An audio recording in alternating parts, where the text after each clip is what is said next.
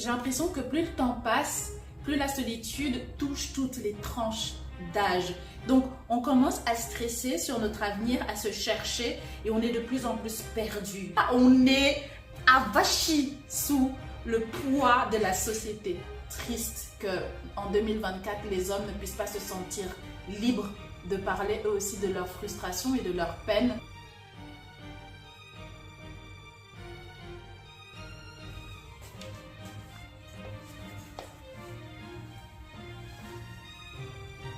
Allô, j'espère que vous allez bien. Moi, ça va très bien par la grâce de Dieu. Je me suis dit qu'aujourd'hui, on allait faire une vidéo un petit peu différente. Une petite vidéo kind of tea time et discuter de sujets qui me tiennent à cœur parce que ce sont des sujets dont je parle énormément avec mes sœurs, avec ma mère, avec les femmes autour de moi. Et je me sens tellement chanceuse de pouvoir parler de ces sujets-là avec les femmes qui m'entourent.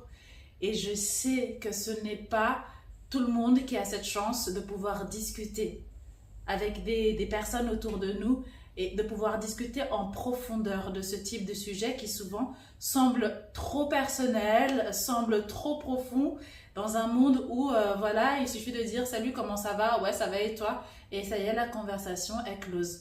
Ça va pas être une vidéo très structurée et désolée d'avance si je vais dans tous les sens. Parce que, voilà, j'ai simplement envie qu'on discute de toutes ces choses qui se passent dans le monde aujourd'hui, de la manière qu'on se sent, de comment est-ce qu'on pourrait faire en sorte de se sentir mieux, d'améliorer les choses, d'être de meilleures personnes en tant que femme ou simplement en tant qu'humain, s'il y a des hommes qui me regardent aussi. Et voilà, qu'on se conseille les uns les autres. Parce qu'on a tous un vécu, on a tous une histoire, et on a tous quelque chose à apporter à l'autre. Donc, tout ce que je vais dire ici n'engagera que moi, et tout ce que je dirai dans les prochaines vidéos n'engagera que moi également. C'est ma manière de voir les choses, et je suis complètement ouverte à apprendre d'autres manières, à essayer de comprendre d'autres manières, mais au moins, j'apporte ma petite pierre à l'édifice. Je me suis dit que le premier sujet serait simplement le sujet qui m'a donné envie de faire ces vidéos. Et ce sujet-là, c'était la solitude. Et j'ai pensé à la solitude parce que j'ai des gens autour de moi qui sont seuls. J'ai des gens autour de moi qui sont seuls et sont bien seuls. Et des gens autour de moi qui se sentent seuls et ne sont pas bien dans cet état de solitude. Et en y réfléchissant et en discutant avec d'autres personnes, du coup, je me suis rendu compte à quel point, je ne sais pas si vous aussi vous vous rendez compte de ça ou pas, mais à quel point, il y a quelques années, on avait l'impression que la solitude était forcément relative, était forcément liée aux personnes âgées. Enfin, moi, je me rappelle avoir eu cette impression que quand on parlait de solitude, on parlait forcément de troisième âge, de personnes qui avaient perdu leurs amis petit à petit, qui avaient peut-être perdu leur compagne, qui avaient des enfants qui étaient, leur compagne qui avaient des enfants qui étaient peut-être grands maintenant et qui ne voyaient pas forcément beaucoup. Donc, pour moi, être seul, ça allait forcément avec être âgé. Et j'ai l'impression que plus le temps passe, plus la solitude touche toutes les tranches d'âge. Et ça m'attriste beaucoup. Et ça m'attriste beaucoup parce que j'ai l'impression que maintenant, on peut être adolescent et seul. On peut avoir 20 ans et être seul. 30, 40 ans et être seul. Et bien sûr, naturellement, on peut être beaucoup plus âgé et être tout autant seul. Et je trouve ça alarmant et triste. Et je me demande qu'est-ce qu'on peut faire et pourquoi est-ce qu'on en est arrivé là. Et j'en sais rien et je suis ouverte à ce que vous me donniez d'autres raisons, mais j'ai l'impression que malgré tout, la solitude est très différente en fonction de la tranche d'âge à laquelle on appartient. J'aurais tendance à dire que j'ai l'impression que quand on est adolescent et jeune adulte, donc ado et la vingtaine, on a une solitude très digitale. À force de slider, on se coupe complètement du monde extérieur et on n'existe plus que par notre moi digital, notre moi des réseaux sociaux. Et déjà, il faut faire la distinction si on est spectateur ou si on est participant, si on est acteur dans les réseaux sociaux ou pas, parce que c'est encore deux sortes de solitude, je trouve. Mais quand on est spectateur, eh ben, on est là à slider, les heures, les minutes s'égrènent et passent et on ne se rend pas compte qu'on vient de passer toute la nuit à slider et à être simplement observateur de la vie des autres et à être simplement voyeur, à faire du voyeurisme acceptable puisque ce sont les gens qui ont décidé de montrer leur vie de toute façon et on oublie de vivre notre vie. Et puis on commence à entrer dans cette espèce de jalousie passive. Pour moi, la jalousie passive, c'est envier les autres, mais toi-même, tu fais rien de ta vie parce qu'en fait, tu es tellement occupé à slider, à slider, à slider que tu te poses pas les bonnes questions pour toi-même atteindre tes objectifs. D'ailleurs, peu importe tes objectifs, puisque la procrastination s'empare complètement de ton être et de ta vie, du coup, tu ne fais plus rien d'autre que de regarder la vie des gens et tu te sens seul parce que tu ne te sens pas nécessairement compris, parce que tu commences à avoir des envies que tu as l'impression qu'elles sont inatteignables parce qu'en fait, tu ne sors pas. Tu ne sors pas de chez toi. Et je trouve que c'est terrible que les adolescents se sentent comme ça, se sentent seuls, se sentent de moins en moins appartenir à des groupes et à des communautés, tout simplement parce qu'en fait, il y a cette culture de l'individualité qui est de plus en plus proéminente. Ensuite, quand on devient jeune adulte, on vit à peu près les mêmes choses, mais maintenant avec petit à petit le poids of the adulthood, kind of, avec le poids du fait de devenir adulte. Donc, on commence à stresser sur notre avenir, à se chercher et on est de plus en plus perdu de nos jours aussi sur mais qu'est-ce que je vais devenir, qu'est-ce que je vais faire, quel chemin est-ce que je suis censée emprunter et il n'y a personne qui nous dit, il n'y a personne qui nous guide, il n'y a personne qui nous parle de ses expériences. Donc, à 20 ans, on ne sait pas où est-ce qu'on va, mais on sait qu'on est censé choisir un chemin et on a l'impression qu'on est censé le choisir vite, sinon ça voudrait dire qu'on a raté notre vie. Et en même temps on est toujours un peu un enfant et en même temps on est toujours un peu en train de slider parce que c'est dans l'air du temps et parce que c'est quand même cool TikTok et autres et on est seul encore une fois parce qu'en plus on se retrouve de plus en plus seul dans ses propres choix et dans son avenir. Personne ne peut vivre cette vie à notre place. Et puis arrive le 30-40 ans qui est assez particulier parce que là on est avachi sous le poids de la société, littéralement. On est avachi sous le poids de la société qui veut nous mettre dans des cases. À 30 ans, 40 ans, tu es censé avoir des enfants, tu es censé être marié, tu es censé avoir une bonne carrière, tu es censé être beau et belle, et ceci et cela, et ceci et machin et bidule. Et alors, aucun de nous ne coche toutes les cases. En fait, on ne peut pas cocher toutes les cases, on ne peut pas avoir la vie parfaite. Certains ne peuvent pas avoir d'enfants ou c'est pas si simple que ça, ou alors ils n'en veulent pas encore, mais tout le monde leur répète constamment qu'il faudrait en avoir. T'as pas forcément ta maison, un autre a acheté, mais toi t'as pas forcément encore acheté parce que t'as pas les moyens, tout simplement. Et puis peut-être que toi tu cherches du travail et que tu es au chômage et que c'est pas si simple et que la conjoncture économique fait que tu trouves pas dans ta branche, tu trouves pas dans les études que tu as faites et c'est difficile et tu te sens de plus en plus seul. En plus, il faut prendre en compte le fait que, et je vous le dis si vous êtes plus jeune que moi, c'est assez étrange, mais plus le temps passe, moins t'as d'amis. C'est comme ça. Les années s'écoulent et un ami part à chaque fois. Donc à 30-40 ans, tu as de moins en moins d'amis. Si tu as de la chance, tu as des amis de qualité, si tu as de la chance. Sinon, simplement, si tu t'y es pas bien pris, tu as de moins en moins d'amis. Et en plus, tu as le poids de la société qui pèse sur toi et les gens autour de toi qui te demandent alors où est-ce que tu en es, tu comptes acheter une maison et le travail, tu postules et les enfants, c'est pour quand, tu veux pas te mettre en couple, il est temps et tout ça. Ça te donne juste envie d'être encore un peu plus seul. Ou ça te donne envie, ou ça t'appuie encore plus dans ta solitude. Et ne parlons pas des personnes bien plus âgées qui, j'ai envie de dire qu'elles ont peut-être l'habitude à ce stade d'être seules, mais ça reste tout autant dur parce que la solitude, on ne s'y habitue pas vraiment. On ne s'y habitue pas, on vit avec, on survit avec, mais c'est difficile. Et je le vois parce que moi j'habite dans un petit village et je vois les personnes âgées qui font comme elles peuvent pour se réunir autour d'un café tous les mercredis du mois ou de tel mois ou de bidule, se réunir autour d'une sortie. Mais certains ne peuvent pas nécessairement, certains n'ont pas les capacités physiques de se retrouver au café tous les mercredis. Et pour certains, c'est juste pas assez. Et certains ont des petits-enfants et d'autres n'en ont pas. Et c'est compliqué et c'est difficile de se sentir même connecté à ce monde qui bouge tellement vite. Bref, c'est une grosse partie. Moi-même, j'ai besoin de boire. Et... bref, et tout ça pour dire que je trouve ça tellement triste. Je trouve ça tellement triste et je me demande ce qu'on peut faire. Autant, qu'est-ce qu'on peut faire pour les personnes plus âgées? Je trouve que c'est simple, parler un peu plus à son prochain, aller passer un peu de temps avec. Moi, c'est ce que je fais dans ma communauté. J'ai une dame que je sais qu'elle est seule et donc je prends de ses nouvelles régulièrement. j'essaye de m'intéresser, d'être là pour elle quand elle a besoin d'aide, que ce soit informatiquement ou physiquement parce qu'elle a moins de force.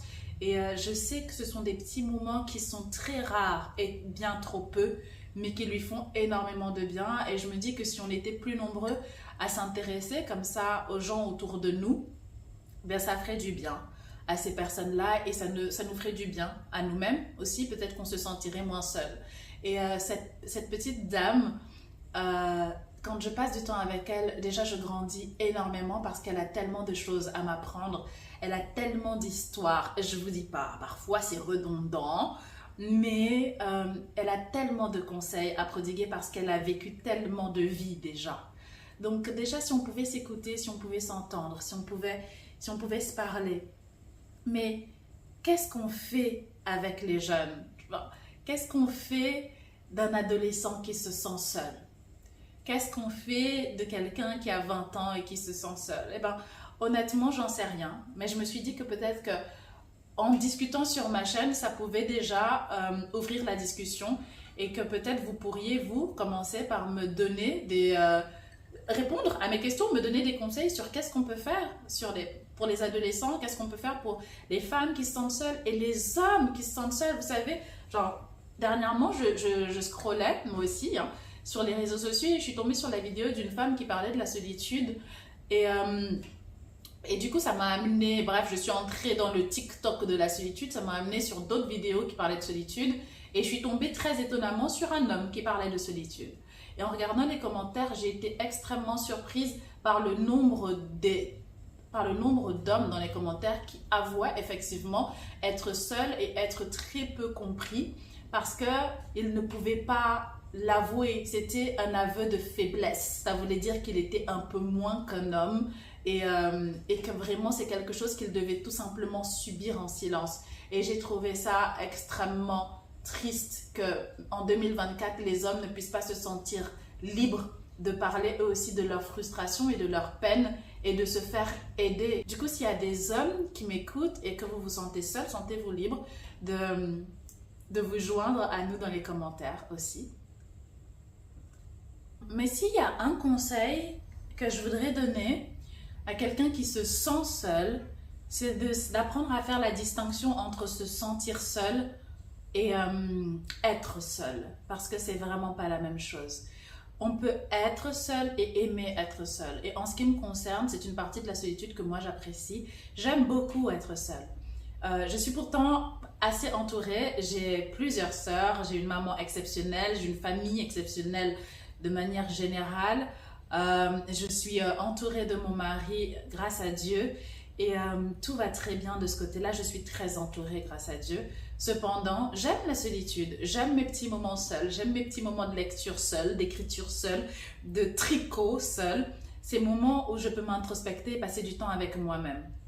Et ce que j'aime dans ma solitude et ce que je voudrais faire comprendre aux gens qui se sentent seuls et qui ne font pas la distinction, c'est que être seul, ça ne veut pas dire toujours se laisser aller à des pensées moroses. Quand je suis seule, je suis très positive, je suis très reconnaissante, je suis dans la gratitude. Je ne me laisse pas aller physiquement. Au contraire, j'aime être seule et propre et sentir bon. Je ne laisse pas ma maison aller à volo. J'aime être seule et être dans un environnement qui me plaît, un environnement luxueux, chaleureux, qui sent bon. En fait, il n'y a aucune raison pour que je sois seule et que je déteste l'environnement dans lequel je suis. Je n'apprécierai pas cette solitude, du coup. Donc, être seule, ça ne veut pas forcément dire être triste.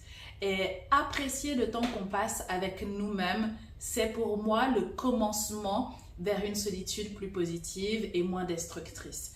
Donc, si vous n'avez pas d'autre choix que d'être seule pour l'instant, commencez à vous demander comment est-ce que vous pourriez faire pour apprécier les moments que vous passez avec vous-même.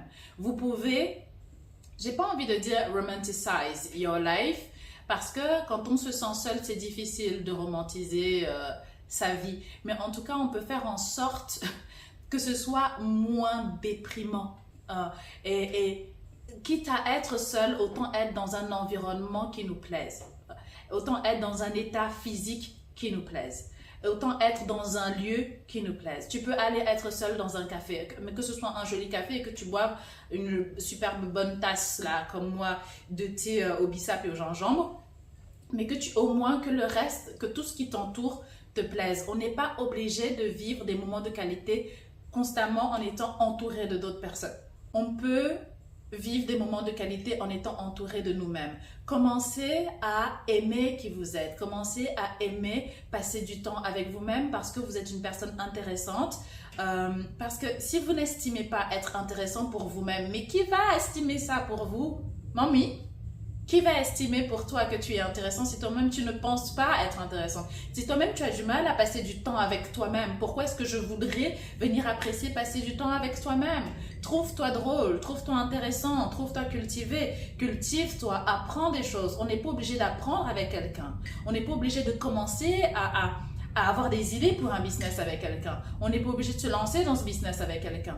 On n'est pas obligé d'attendre qu'il y ait quelqu'un dans notre vie pour faire le ménage. On n'est pas obligé d'attendre d'être en couple pour devenir la femme propre, belle, qui prend soin d'elle. Voilà, commence à être tout ce que tu voudrais être en compagnie de ta moitié, mais commence à l'être pour toi-même et avec toi-même. Et c'est vraiment le premier conseil et le conseil le plus important que je donnerais. C'est très différent d'être seul et de se sentir seul. Parce que quand on se sent seul, il y a ce côté émotif qui nous emplit de négativité et de frustration et d'énervement et de peine qui fasse qu'on n'ait pas envie, en tout cas qui fasse qu'on n'ait qu'envie de rester dans cet état où on se complaît dans la, pardon, ça va être dur ce que je vais dire, mais dans la médiocrité. Mais je dis, c'est dur ce que je dis, mais parce que je me place comme une grande sœur. Voilà. Je me place comme une amie, une bonne amie. Et si tu te sens seule en ce moment, ce n'est pas une raison de te laisser aller. Ce n'est pas une raison de laisser que ta maison aille dans tous les sens. Ce n'est pas une raison de laisser ton esprit également se perdre. Continue à lire, continue à regarder des films, des séries, et à écouter des podcasts qui te font apprendre quelque chose. Sens-toi seul, ok? Fair enough. On n'a pas toujours la main sur nos émotions autant qu'on voudrait, mais ça ne veut pas dire que tu es censé faire en sorte que ta vie s'écroule et la regarder s'écrouler. Les émotions, elles sont faites pour passer. Elles sont faites pour nous amener un message qu'on est censé prendre et comprendre et analyser, mais ensuite l'émotion est censée glisser. Elle n'est pas censée rester et diriger ta vie à tel point que tout ce que tu manges est mangé à la sauce de cette émotion, est mangé à la sauce de la frustration, est mangé à la sauce de la solitude. Quelqu'un va venir te dire « Hey, comment ça va ?» Et la seule chose que tu voudras te dire c'est « Il ne me comprend pas, je me sens tellement seule. » Parce qu'on peut se... Je vous ai dit, ça allait aller dans tous les sens. Ça va aller dans tous les sens. On peut se sentir seul entouré.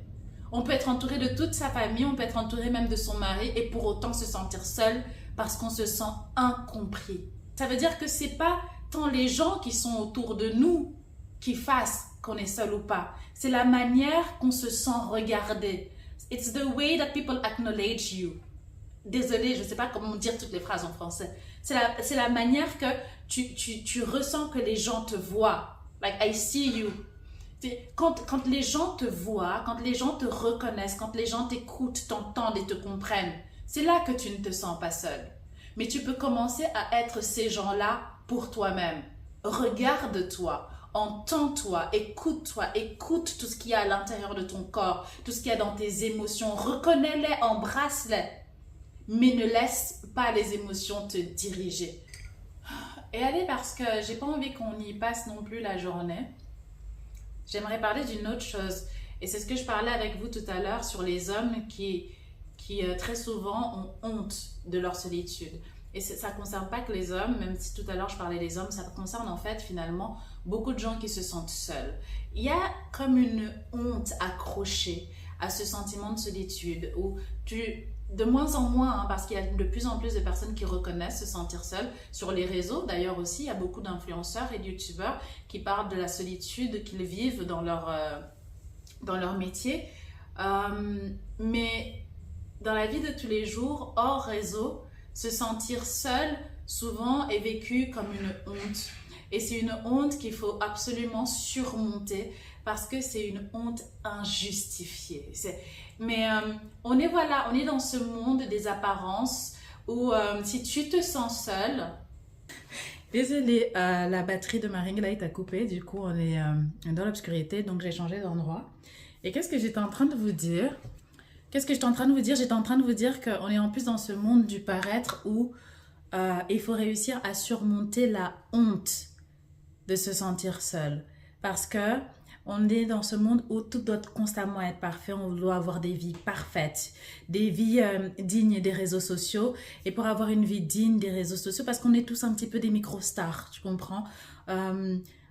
Donc parce qu'on est un peu des micro-stars, il faut forcément montrer qu'on est la vie la plus incroyable et la plus exceptionnelle qui soit. Et dans ces conditions, comment est-ce qu'on pourrait être seul? On ne peut pas avouer être seul. Parce que si j'avoue être seul, ça ne donne pas envie aux autres personnes de rester à côté de moi. Qui veut être ami avec une personne seule, triste et morose? Je dois forcément refléter ce à quoi j'aspire. Je dois refléter une personne riche, ambitieuse et joyeuse et entourée. Et alors, il faut que je me montre dans les soirées les plus incroyables, les plus extravagantes, que je donne envie aux gens de me suivre, que je donne envie aux gens d'être amis avec moi. Et on se retrouve dans cette espèce de cercle vicieux et horrible du paraître où on est entouré de tellement de monde alors qu'on se sent tellement seul à l'intérieur et que ce dont on aurait véritablement besoin, c'est simplement d'être entendu, d'être écouté, d'être vu. Du coup, allez, terminons cette vidéo avec les 3 conseils. Les 3 conseils de la tantine. La première chose, de toute façon, on en a déjà parlé. Pour moi, la toute première chose, c'est d'apprendre à aimer la solitude en apprenant à aimer être avec nous-mêmes. Et pour cela, il y a les gens qui reconnaissent se sentir seuls, mais il y a aussi toutes les personnes qui se sentent seules et qui ne reconnaissent pas être seules. Parce que, tout simplement, il vaut mieux étouffer ce sentiment pour se sentir bien, parce que ça voudrait dire sinon qu'on n'est pas assez hype, on n'est pas le genre de personne qu'on voudrait côtoyer nous-mêmes. Alors, on essaye de mettre la tête sous le sable et de faire comme si ça n'existait pas. Non. Ça n'aide pas. Il faut reconnaître se sentir seul. Il faut reconnaître qu'il y a quelque chose en nous qui n'est pas en train d'aller dans la meilleure des directions et qui nous tire vers le bas. Reconnaître qu'il y a ce sentiment en nous de manière à pouvoir évoluer, tout simplement, de manière à pouvoir aller chercher une solution quelque part, aller chercher de l'aide quelque part. Et une fois qu'on a réussi à reconnaître qu'on a ce sentiment de solitude en nous et qu'on voudrait ne plus le subir, en parler de sa solitude. Parler de sa solitude avec des amis qu'on connaît, être bienveillant. Parler de sa solitude avec sa famille, avec ses proches. Parler de sa solitude avec peut-être des personnes qui semblent avoir créé un cadre bienveillant sur les réseaux sociaux et sur Internet. Il y a plein de forums de nos jours. Vous pouvez suivre plein de personnes qui vous ressemblent et vous sentir éventuellement entendu, vu, reconnu et comprendre que vous appartenez à un groupe qui peut se sentir un petit peu comme vous. Et c'est ça qui est beau avec Internet aujourd'hui, c'est qu'on peut littéralement retrouver partout dans le monde des gens qui nous ressemblent. Et il y a des gens qui peuvent vous ressembler dans cette solitude. Maintenant, il s'agira de bien choisir ses fréquentations. C'est bien de se rendre compte qu'on n'est pas seul, à se sentir seul, mais c'est mieux de traîner, si je puis dire, avec des personnes qui reconnaissent qu'on peut se sentir seul, mais qu'on peut se tirer vers le haut. On s'enferme pas dans cette solitude néfaste. On essaye d'aller mieux, on essaye d'avancer. Même si c'est difficile, même si c'est à pas de fourmi, c'est pas grave. Mais on n'essaye pas, voilà, de s'enfermer et de se noyer dans cette solitude. Et enfin, positiver sur la solitude. Trouver les moyens d'en faire quelque chose de plus positif. Trouver le moyen de faire en sorte que ces moments de solitude soient des moments de réflexion, soient des moments d'introspection, soient des moments de création, soient des moments d'apprentissage sur toi-même ou même sur une nouvelle pratique, une nouvelle langue, le tricot. Moi, j'ai commencé, je sais déjà tricoter, je me suis dit que j'allais apprendre à faire du crochet. J'ai regardé une vidéo YouTube dans un de mes moments de solitude que j'aime beaucoup. Et en fait, c'est hyper simple, le crochet, j'aime beaucoup également. Mais voilà, créer, profiter de ces moments avec nous-mêmes, apprendre à se connaître, apprendre à passer du temps avec soi-même. Je crois que ça peut commencer par là. Mais j'ai pas envie de parler. Franchement, je pourrais parler comme ça pendant 100 ans, mais c'est bizarre de parler seul avec son téléphone. Donc, je me réjouis de vous entendre, je me réjouis de vous écouter, je me réjouis de vous lire. Et je me réjouis qu'on discute de tout ça dans les commentaires d'ici la prochaine vidéo. D'ici là, les amours, je vous fais de très très gros bisous et je vous dis à tout bientôt.